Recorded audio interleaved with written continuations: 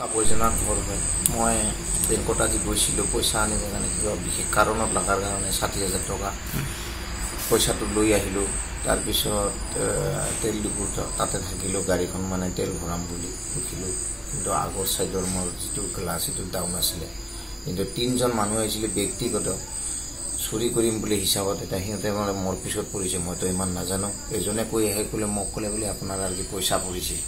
গাড়ীৰ পৰা নামিলোঁ, মই চালোঁ, মইতো কোনো মোৰ পইচা পৰা নাই।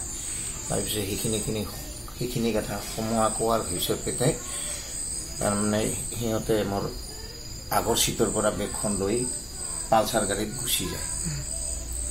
এনেকুৱা মানুহ। আৰু মোৰ বিশেষ কৰি পইচাৰ কাৰণে মানে অসুবিধা এটা নাই, কিন্তু মোৰ আচল মানে ডকুমেণ্টবিলাক আছিলে, মোৰ পেঞ্চন ডকুমেণ্ট সেইবিলাক লৈ গ'ল। জইন একাউণ্ট আছিলে, ছিংগল একাউণ্ট আছিলে, এইবিলাক লৈ গ'ল। তাৰমানে এইটোৱে মোৰ বিৰাট দুখ আৰু